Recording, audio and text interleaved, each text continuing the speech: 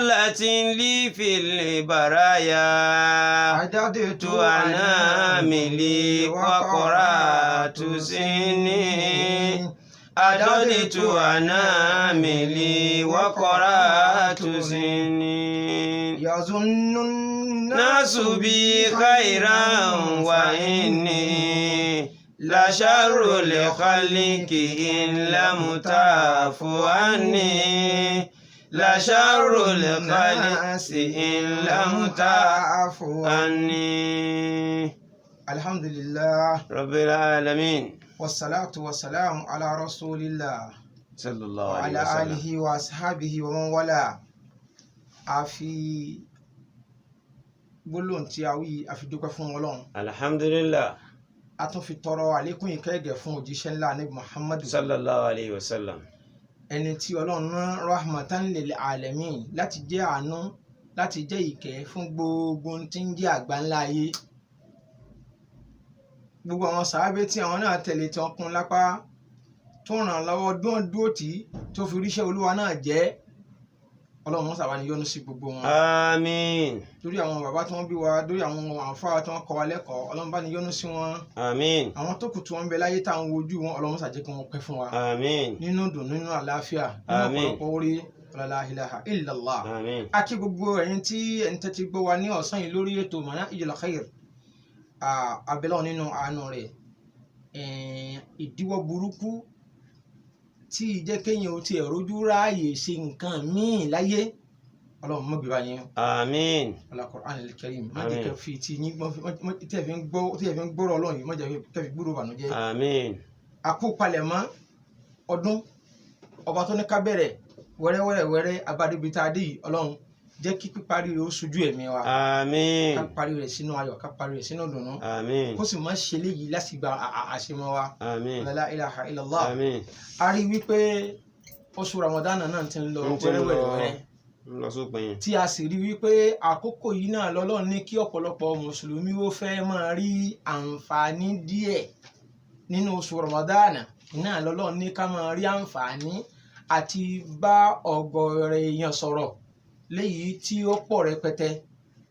La fi fẹ́ lo àkókò yìí pé mùsùlùmí Ọlọ́run ò dá mùsùlùmí lẹ́ran tẹ́nìkan ó tún máa jẹ bí ìgbà tá à ń jẹran. Ọlọ́run ò dá mùsùlùmí láti tún máa ṣe bọ̀ ìsìn ẹrú rẹ̀ kankan nínú ẹ̀dá Ọlọ́run. Ọlọ́run ò dá mùsùlùmí láti tún máa ṣe kóbẹ́rẹ́ fẹ́nìkan nítorí bùkátà tó dé bá. Ànábì Muhammadu Sallallahu alayhi wa sallam. nínú ọ̀rọ̀ rẹ̀ tó sọ fún Ibn Abbas ó ní ya gulam inni u'allimuka kalimatin ihfazillaha yahfazka ihfazillaha tajidhu tujahak. إذا سألت فاسأل الله وإذا استعنت فاستعن بالله. Ànábì ní wọ́n ọmọ yìí Sallallahu alayhi mo wa fẹ́ sallam. kọ́ láwọn ọ̀rọ̀ kan Mo kọ́ láwọn gbólóhùn kan. àwọn gbólóhùn tí mo fẹ́ kọ́ yìí tó o bá ilé dúró tì í tó o mú lò àtayé àtọ̀run rẹ ti dà. Yóò dáa. Àwọn nǹkan náà ni pé gbájúmọ́ Ọlọ́run Ọba rẹ Kọjú bẹ̀rù sí. Ọlọ́run Ọba rẹ kọjúmọ́ Ọlọ́run Ọba rẹ má kọ̀yìn sí Ọlọ́run kọjú kọ̀yìn sí sí. yàn má gbẹ́mí lẹ́nì kankan lẹ́yìn Ọlọ́run. Gbogbo ọjọ́ tí ọ̀rọ̀ rẹ bá kan pé o fẹ́ béèrè nǹkan kan Ọlọ́run olójú rẹ kọ́. Ọ̀dọ̀ Ọlọ́run kan ti béèrè. Bọ́rọ̀ rẹ bá kan pé o ní ìdí ìrànlọ́wọ́ Ọlọ́run ni kó o pè lólùrànlọ́wọ́ tí ó dá ọ lóhùn. Ọmọ ẹ̀dá ènìyàn ò lè rẹ̀ dá lọ́wọ́. Kò lè ràn lọ́wọ́. So eléyìí la wá wò pé ọ̀pọ̀lọpọ̀ mùsùlùmí lónìí lórí ntọ́lọ́run ti kọ mọ́ ọmọ ẹ̀dá ènìyàn tí ó máa bá Tí ó máa ṣẹlẹ̀ sí. tí ó máa ṣẹlẹ̀ sí. Torí pé táwa ka àdìsí tá a kà lọ síwájú a ó rí i pé Ànábì jẹ́ kó yí ọmọ Sallallahu yìí alayhi wa wípé sallam. wa'lam innal ummata law ijtama'at ala an yanfa'uka bi shay'in Bi shay'in. lan yanfa'uka illa bi shay'in qad katabahu Allahu lak wa in ijtama'u ala an yadurruka bi shay'in Shay'in. lan yadurruka illa bi shay'in qad katabahu Allahu alayk rufi'at al-aqlam wa jaffat as-suhuf. Nínú ọ̀rọ̀ Ànábì ní ìwọ ọmọkùnrin ló wá mọ̀ jẹ́ ó dá ọ lójú Lọ́mọ alámọ̀dájú.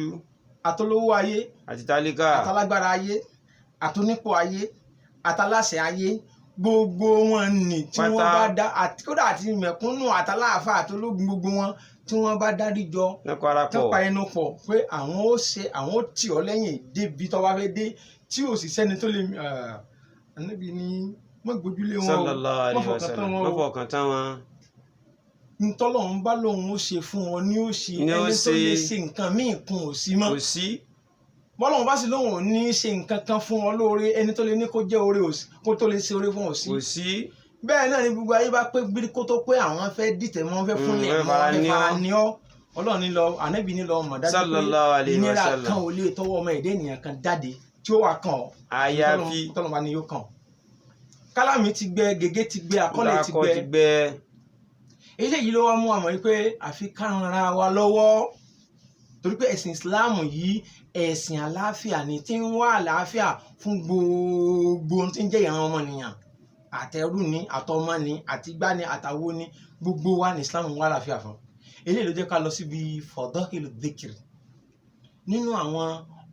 nínú ọ̀pọ̀lọpọ̀ iṣẹ́ là á ṣe oríṣiríṣi ìran iṣẹ́ là á ṣe láti fi wá ojú rere Ọlọ́run àmì yìí tó dàbí ẹni pé ó rọrùn jù tí ò mú wàhálà dání jù tí ò sí wàhálà kankan bẹ́ẹ̀ ibẹ̀ la Ṣẹ̀tánì ti dúró ó dúró tì wá tí ò jẹ́ kọ́mọ ẹ̀dá ènìyàn ó tiẹ̀ fẹ́ rántí rárá àti rárá. ó gbégi dínà. Ọlọ́run bá lékè ọlá ní yá ayyuhal ladhina amanu dhkurullaha dhikran kathira wasabbihuhu bukratan wa asila. A'udhu billahi minash shaitanir rajim.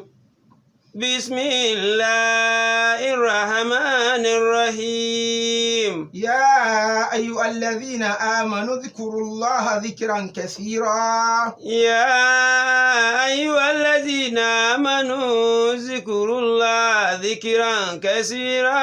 يا أيها الذين آمنوا اذكروا الله ذكرا كثيرا. يا أيها الذين آمنوا اذكروا الله ذكرا كثيرا.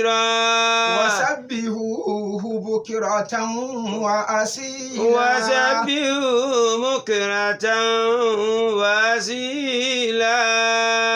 Àwọn ni mo pe ẹ̀yin onígbàgbọ́ òdodo. يا أيها الذين آمنوا Idhkurullaha ó ní ẹ máa rántí Ọlọ́run ọba yín. ذكرا كثيرا. Ní ìrántí tó pọ̀ ẹ rántí Ọlọ́run ọba yín lọ́pọ̀lọpọ̀ ọgbà ẹ má jẹ́ kí ìrántí Ọlọ́run ọba kó gbẹ lérí ahọ́n yín ẹ má jẹ́ kí ìrántí Ọlọ́run kó kúrò nínú ọkàn yín nígbà kankan. اذكروا ذكرا كثيرا. Ẹ jẹ́ kí ìrántí Ọlọ́run ọba yín ó pọ̀ بكرة وأصيلا.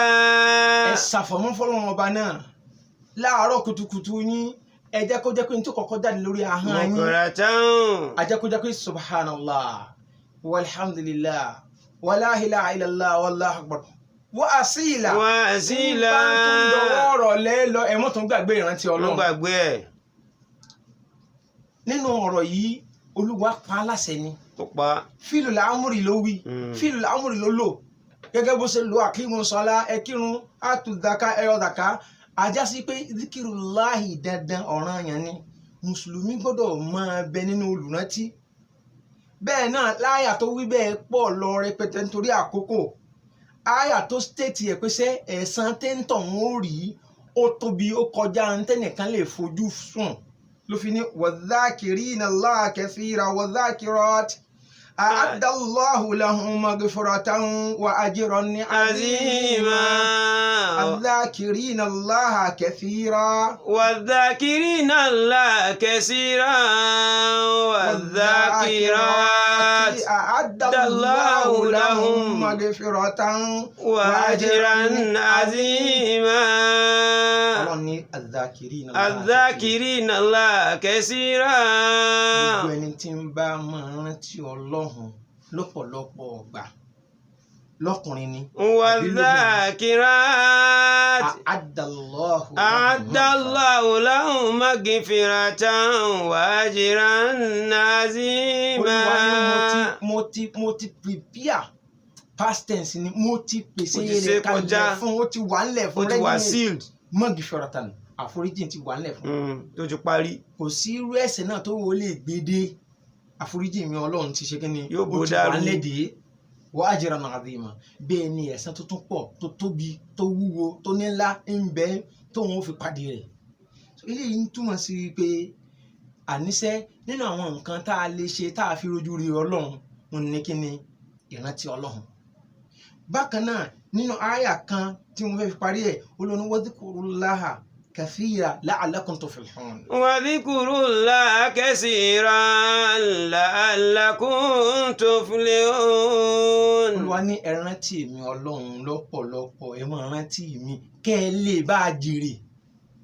Olúwa ó mú èrè ń jẹ ọmọ ẹ̀dá ènìyàn ó so papọ̀ mọ́ ìrántí rẹ̀. Gbogbo ẹni tó fẹ́ jèrè lọ́dọ̀ Ọlọ́run ó fẹ́ jèrè láyé yìí ìrántí Ọlọ́run ní ó mọ̀ ṣàlógún. Mo rò pé ẹ ń gbọ́ mi ẹ sì ń tẹ̀lé mi. Ìrántí Ọlọ́run yìí ń ló kù láwùjọ wa ní gbogbo ẹ fi rí rúdurùdu báyìí. Gbogbo wa àti mùsùlùmí àti ẹni tí ń pera rẹ̀ àtà gbogbo wa pátápátá kò sí nǹkan kan míì tí ń bẹ lẹ́mìí wa pé sọrí ewé yìí ìjágbá ewé ìjogbo tó bá ilé jápọ̀ tó bá ilé fi kíní kan fún ó gbóná tí àwúre tó dájú ni níta gbójúlé nu ẹ̀yọ́nú ni ìdákùntàn Ọlọ́run Al-Qur'ani Ọlọ́run sì ní pé ẹ rántí èmi Ọlọ́run tẹ bá fẹ́ jèrè tẹ bá fẹ́ láti bọ̀ tán ìrántí èmi Ọlọ́run ní ẹjọ́ pọ̀. So eléyìí la fi mú wá gẹ́gẹ́ bíi pé kó jẹ́ àǹfààní àwa mùsùlùmí tó máa ní ká ṣe ìrántí Ọlọ́run kò sí wàhálà kankan tán béèrè lọ́wọ́ wa wàláhì wàtàláhì ní tó ṣòro níbẹ̀ náà ni pé láti máa gbé ahọ́n sókè láti máa gbé ahọ́n lọlẹ̀. ala bi dhikrillahi tatma'innul qulub. ala bi dhikrillahi tatma'innul qulub. Kò sí ìṣòro wàhálà kankan iṣẹ́ kan tó mú tó lè là ọ́ lóògùn kò sí wàhálà pé à ń làágùn láti rí àwọn èrè bàǹtàbàǹtà yìí nínú iṣẹ́ tánikọ́ ṣe lẹ́yìn pé káhàn rẹ ó máa gbéra sókè kó máa gbéra wálẹ̀ wá wo àṣẹ ìtàn ọmọ èdè ni ó wàá jókòó níbi kan yóò mọ̀ ní wákàtí kan yóò mọ̀ ní wákàtí méjì ọ̀rọ̀ ọlọ́rọ̀ ọ̀rọ̀ kọ̀rọ̀ ọ̀rọ̀ tí ó kàn lọ́wọ́ tí ó kàn lẹ́sẹ̀ ọ̀rọ̀ tí ò ní gbaládá lórí rẹ̀ ní ó sì máa sọ ẹnu ò ní ro ó gbọ́ ẹnu kò ní ṣe ẹnu ò ní ro àmọ́ láti wá máa wí kójókòó subhanallah walhamdulillah ọlọ́run mọ̀mọ́ jákè ṣètánì ò jẹ́ wá lérè yìí àmín ọlọ́run mọ̀jẹ̀ ká ṣètánì ò jẹ́ wá lérè yìí àmín fi adhkar ìrántí ọlọ́run fi pààrọ̀ àwọn ọ̀rọ̀ kọ̀rọ̀ ọ̀rọ̀ ọlọ́rọ̀ tó ń sọ̀run torí pé olúwa ní wa ma yalfidhu min qawlin illa ladayhi raqibun atid kò sí gbólóhùn kan tí ó jáde lẹ́nu ọmọ ẹ̀dá ènìyàn àwọn security ọlọ́run àwọn sẹ́kẹ́tìrì àbíkẹ́lá pé àwọn sẹ́kẹ́tìrì tí wọ́n ń kọ́ lẹ̀ tapá ọ̀tún ó máa kọ́ dáadáa tapá òsì ó máa kọ́ tí ò dáa gbogbo gbólóhùn tó bá jáde lẹ́nu rẹ̀ tó bá dáa ó kọ́ kalẹ̀ wá sọjọ́ tó sọ̀rọ̀ tó dáa ìwọ náà rántí ẹ̀yin méjì wá jókòó lẹ̀ mo mọ̀ pé ẹ̀ní máa sọ̀rọ̀ ara yín ọ̀rọ̀ ọlọ́rọ̀ lẹ́nu lẹ́yìn máa sọ wá sọjọ́ tó wá sọ tó dáa ọ rí i pé ó kiri jọjọ n kò lè rántí mọ́ tí ń túmọ̀ sí wípé n tó ń fi ahọ́n ara rẹ̀ dá fún ara rẹ̀ ń ló pọ̀ ju èyí tá Ṣẹ̀tánì gangan ń ṣe fún ọ lọ ìtumọ̀ eléyìí ni wípé ẹni Ànábì ní ahọ́n rẹ̀ ní kìnìún rẹ̀ tó o bá lọ tú lẹ́ntukú yóò pa ọ́ jẹ ní ibi tí oore rẹ̀ sì tún wà tálàáfíà rẹ̀ wà iná lórí ahọ́n rẹ̀ ibi tí bùkún rẹ̀ wà tí ìṣẹ̀mí àlàáfíà wà fún orí ahọ́n iná ni ó wá dọwọ́ rẹ̀ bọ̀ lọ sí fẹ́ lò kọ́ lé wá mọ bí wàá ṣe lò ó sí eléyìí ló mú mi gbé program àbí tọ́pìkì yìí wá pé mùsùlùmí ò gbọ́dọ̀ tún jìyà mọ́ mùsùlùmí ò gbọ́dọ̀ dààmú mọ́ wọ́n ti fún ọ lórí ọ̀nà àlàáfíà ni alladhina amanu watatma'innu qulubuhum bidhikrillah. alladhina amanu watatma'innu qulubuhum bidhikrillah. ala bidhikrillahi tatma'innul qulub. àwọn onígbàgbọ́ òdodo tọkàn wọn balẹ̀. alladhina amanu watatma'innu qulubuhum bidhikrillah. onígbàgbọ́ nínú Ọlọ́run lóòótọ́ ìrántí Ọlọ́run ni ó máa jẹ́ ìfọ̀kànbalẹ̀ fún. sífà rẹ̀ náà ìrántí Ọlọ́run ni ó máa jẹ́ ìfọ̀kànbalẹ̀ fún pé ìrántí Ọlọ́run wà. ni ó máa jẹ́ ààbò ìrántí Ọlọ́run ni ó máa jẹ́ àrísìkí ìrántí Ọlọ́run ni ó máa jẹ́ dùnnú rẹ̀. ni ó máa jogún fún un. torí pé bidhikrillahi tatma'innul qulub. gbogbo ibi tí a fẹ̀mí sí tá a ti rò pé o ti lè rí dùnnú kò sí dùnnú ń bẹ̀. kò sí ń bẹ. ibi tó rò pé o ti lè rí ayọ̀ kò sáyọ̀ ń bẹ̀.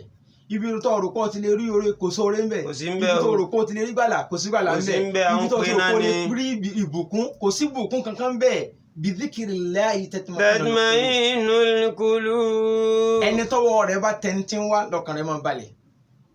ẹni tó mọ tí ó ṣẹlẹ̀ lọ́la lọ́kàn rẹ̀ ó balẹ̀ ọ̀dà náà àti débi tá à ń lọ but kò mọ tí ó ṣẹlẹ̀ lọ́la àmọ́ má àdáyé olúwa ní gbogbo ẹni tó bá jẹ́ olùrántí òun ọlọ́run inú ìfọ̀kànbalẹ̀ náà máa bẹ kò sí bẹ̀rù bojú fún wọn.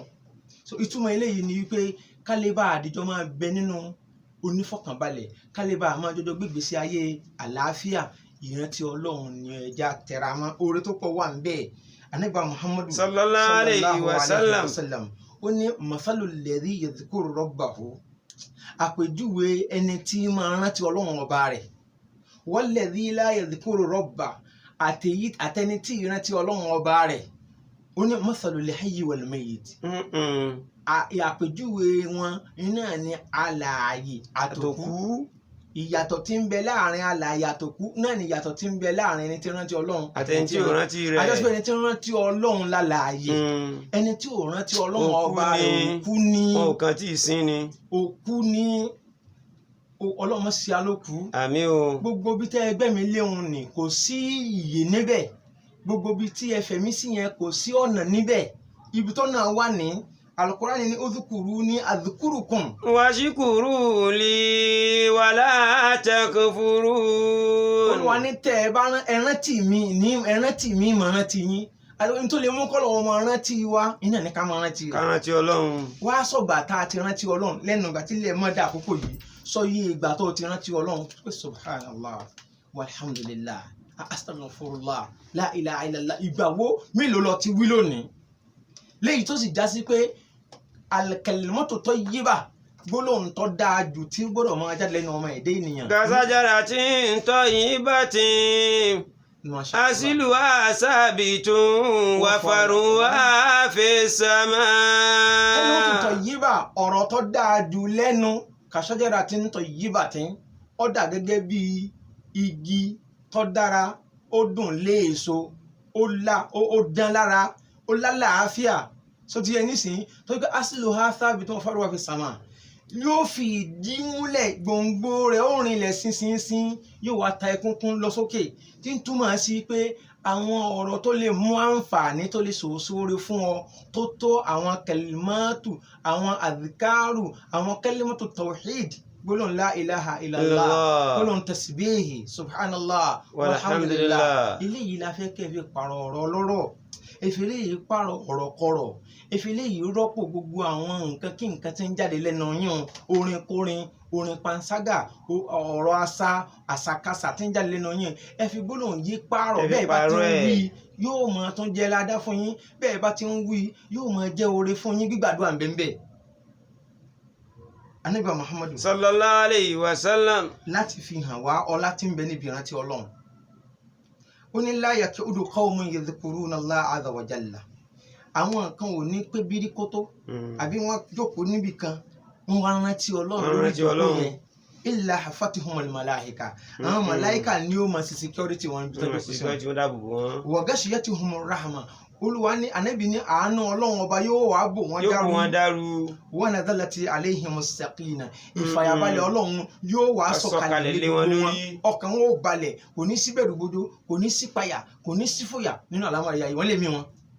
wa dhakarahumullahu fi man inda olúwa Ànábì ní Ọlọ́run máa wá tó máa sọ̀rọ̀ wọn yóò máa fi wọ́n ṣèyànnà fún àwọn màláìkà pé ẹwà àwọn ẹ̀dá mi tẹnu wọn balẹ̀ jẹ́ àná rántí mi o àná ń sọ̀rọ̀ mi fúnra wọn àwọn náà ń ṣe àzìkárù àwọn náà ń ṣe gbá àwọn náà ń ṣàwọ̀ ìlà ẹnu pé àzìkárù tá a ní ká máa ṣe ó lọ́nà tí ṣẹ̀rí àgbà ní ká ṣe ó sì ní ohun tó gbé kalẹ̀ tó ní ká máa fi ṣe àzìkárù èyí ni mo fẹ́ pàṣẹ àkíyèsí wa ní tó kọ́kọ́ ń jẹ́ àzìkárù ni àwọn gbólóhùn tá à ń fẹ́ rántí Ọlọ́run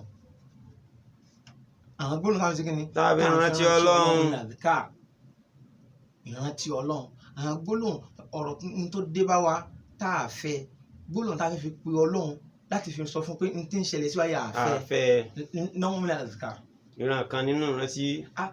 kíní kan oore kan táwọn alọ́tọ̀ ọ̀dọ̀ ọlọ́run tá à ń tẹ́ ń dààmú tá à ti rí káwa máa wí gbólóhùn tí ó máa tu ọlọ́run nínú bí ìgbà tó ń bá ń sa orí ọ̀gá rẹ tó fẹ́ kó sí ọ lóore tó ń ṣáájú fún àwọn gbólóhùn tá a máa wí fọlọ́run tínú ọlọ́run máa fi dùn tínú ọlọ́run máa yọ sí yàn tó fi tètè ṣe tó ń ṣe fún tó ń wá fún là ń pè ní azkar àtàwọn azkaru míì tánàbí Muhammad dídí gbé kalẹ̀ lẹ́kítọ̀ tẹ́ bá jí láàárọ̀ ẹ máa wí yìí tẹ́ bá tó bá dọ̀sán ẹ wí báyìí tẹ́ bá fẹ́ sùn lálẹ́ ẹ wí báyìí àwọn ẹ fẹ́ jáde nínú ilé ẹ wí yìí ẹ fẹ́ wọṣọ tuntun ẹ ẹ wí wí yìí yìí ẹ fẹ́ bọ́ sórí bẹ́ẹ̀dì ẹ wí yìí gbogbo àwọn azkaru yẹn báwọn bẹ́ẹ̀ òun là ń pè ní azkar àwọn wọ̀nyí wọn ò ṣẹ̀ṣẹ̀ nídìí à ń ṣẹ̀ṣẹ̀ lọ rèé gbọ́wọ́ rẹ̀ níbi kankan kò nídìí ó ṣẹ̀ṣẹ̀ lọ rèé gba ìjáàzà lọ́dọ̀ ẹnìkan Ànábì sallallahu alaihi wasallam ó ti fún wa lọ́wọ́ rẹ̀ ó ti yọ̀ǹda rẹ̀ fún wa àfi ó wá kù sọ́wọ́ rẹ̀ tó wà lè lólókù kódà ọ̀ nídìí wàhálà pàkàlẹ̀kì lórí ẹ̀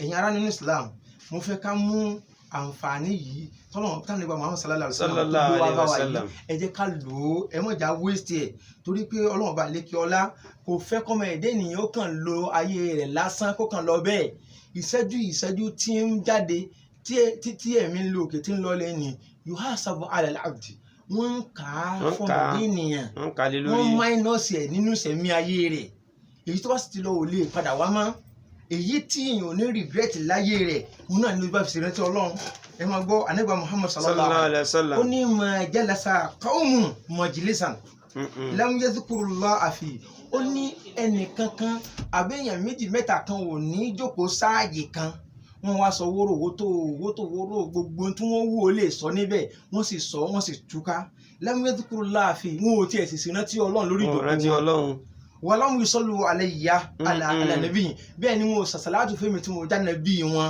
tán fi wá ìtúká illa kana alayhim taratan Ànábì ní àfikún jẹ tíra ìyẹn yóò jẹ tíra tán yóò jẹ àdánwò ni yóò jẹ fún wọn fìtínà ni yóò jẹ fún wọn ìjókòó wọn yẹn ó ti di àdánwò fún wọn fa insha adhabahum wa insha ghafara lahum tó bá wu Ọlọ́run alékiọlá ló lè foríjì wọn àjókòó tán jókòó nítorí pé kò sí bá ṣe jókòó ẹ̀ṣẹ̀ náà dá ó dẹ́ṣẹ̀ tó bá sì wu Ọlọ́run àfìyàjẹ wọn Ọlọ́run má fìyàjẹ wa o àmín ohun tá a lè ṣe tọ́lọ́run òfin ní fìyàjẹ wa ní ká rántí Ọlọ́run rẹ̀ bẹ́ẹ̀ náà ló wí gbogbo ẹni tó bá jókòó níbi kan tí wọ́n rántí Ọlọ́run níbẹ̀ wọ́n wá dìde bẹ́ẹ̀ ó ní bí ìgbà pé wọ́n péjọ sórí òkú ẹran òkú ajá tí wọ́n dìjọ jókòó wọn jọjọ jẹ́yó wọ́n wá jẹ́yó tán yẹn wọ́n fi wá dìde ó ní wọ́n dìde bẹ́ẹ̀ bí wọ́n ṣe dìde ohun gbogbo wọn sọ́ọ̀tì wọ́n pòfo so ajá sí pé intanidi nínú àlámọ̀rí yìí iná ní pé kárántí Ọlọ́run àwọn oore tí ń bẹ níbi ká ṣe ìrántí Ọlọ́run ńlá ń dọ́gbọ́n sọ fún wa nì